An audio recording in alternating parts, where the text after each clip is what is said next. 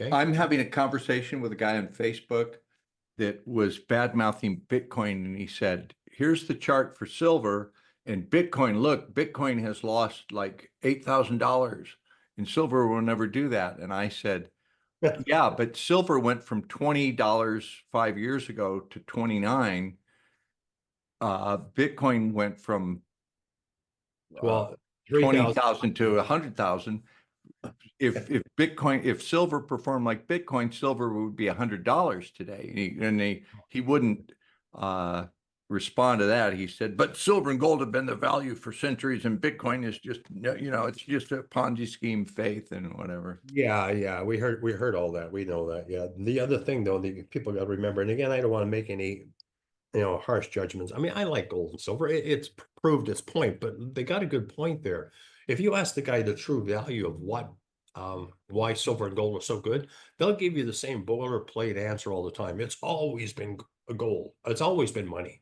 Well, yeah, it has, but I mean, we used to drive around in horse and buggies years ago. It doesn't mean we do it today. Things change. And if you go back far enough, they used to use not silver, they used to use seashells for money. They used to use rocks for money.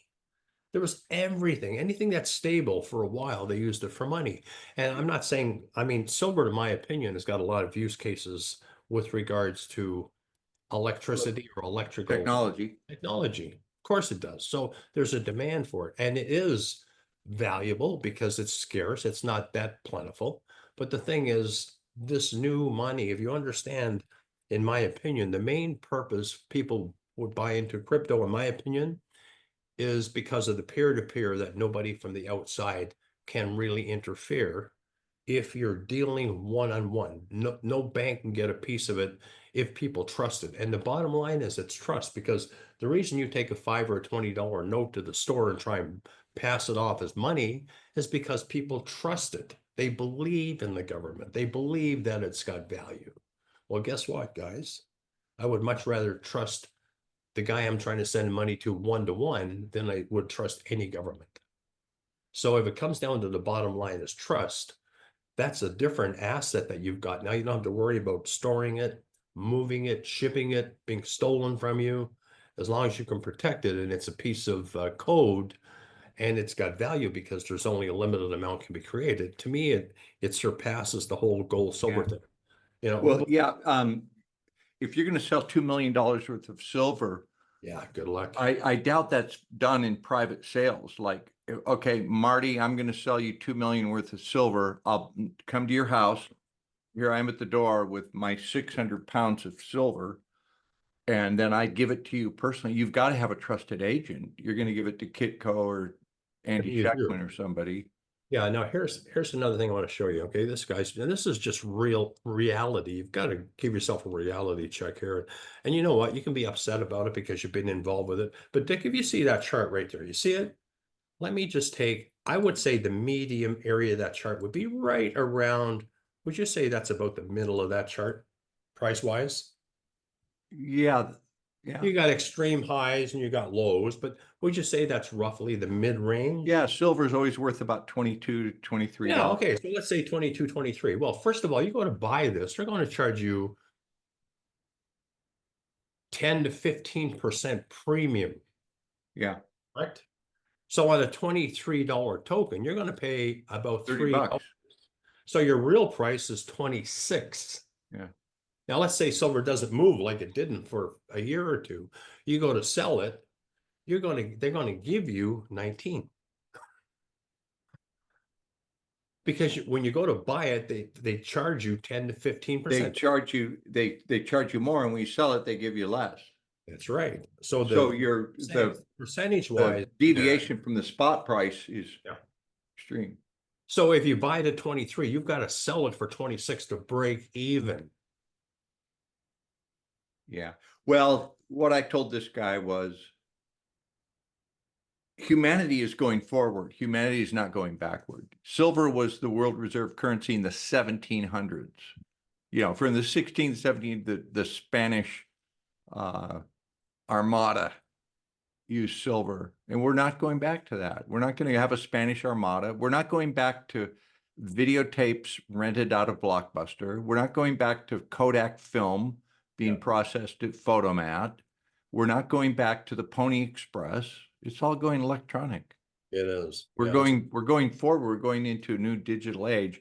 And the bottom line is every human interaction is going to be tokenized and will be have a certificate on a distributed ledger blockchain technology.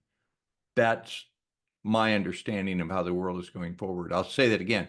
Every human transaction will be tokenized and will have a digital certificate. True, and I believe that wholeheartedly. Now, before I go, I want to make a couple of statements. There are a couple of points there. Okay, so you don't get too upset, everybody. I do like silver, and I do own silver, but I'm realistic about silver. So let me just correct that again, because I made a mistake there. I have to admit it. What would you figure the coinage charge is right now? What kind of a premium would you say? I think Maple Leafs are about $3 over spot. What would you think an Eagle is? Do you know?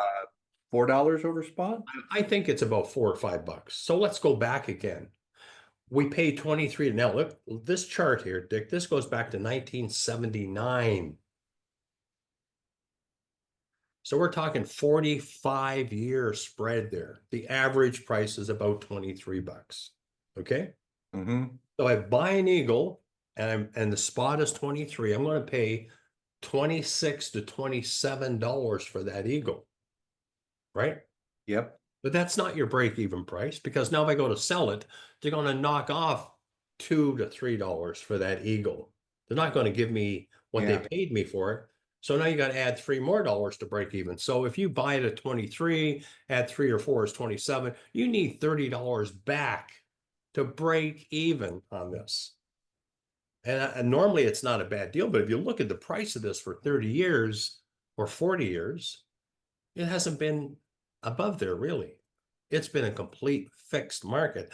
But the reason I buy it, you might say, well, why do you fool with it? It's because it's been holding its value, and it's a safe place to put your money, as opposed to, in my opinion, the Treasury, which I don't trust. It's a mountain of debt. The derivative markets, I don't trust.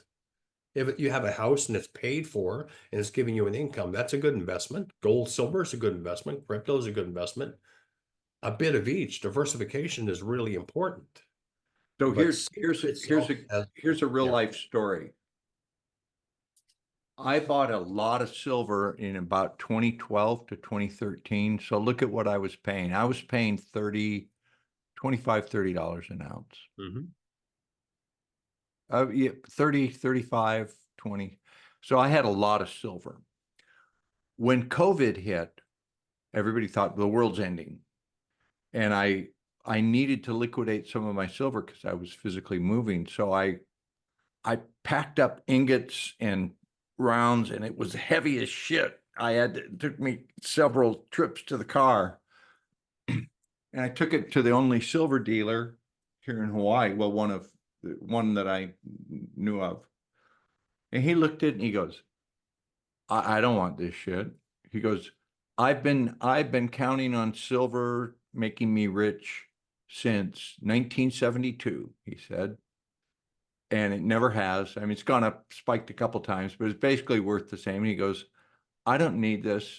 He goes, I know you from TV, you're well known. I like you. I'll take it off your hands for 15 an ounce. And that's what I got for it. That was the only game in town, is I had to physically take it to him, and he gave me 15 an ounce. Exactly. So that's my silver story. So maybe I'll put this out on YouTube. Dick and Marty shit on silver. But actually, I still have some silver. I still, as you know, I got some contracts at Kitco, and I've got some stored in a safe place. I got some. But I would have been better off putting that in Bitcoin. Yeah. And guys, like, it really does seem like we're shitting on silver all the time, and we're not. I'm just trying to say to people, make sure you understand what you're getting. If you think you're going to get it, you're going to make a fortune on it, you might be surprised. And if you do, congratulations, but it hasn't done it in 40 years, and it's probably not going to do it unless we have massive inflation. But then so will anything. if inflation of 20% or 30% happens, everything is going to go up in value, not just Is, silver. But I do is own it and I do hang on to it and I value it because I've got some too. I like silver, but yeah. I wouldn't put all my money into it.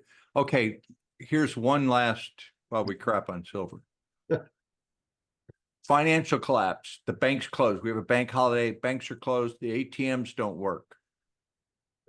You're going to the grocery store. Oh, the grocery stores aren't being delivered. There's a food shortages. The banks are closed. Everything's breaking down.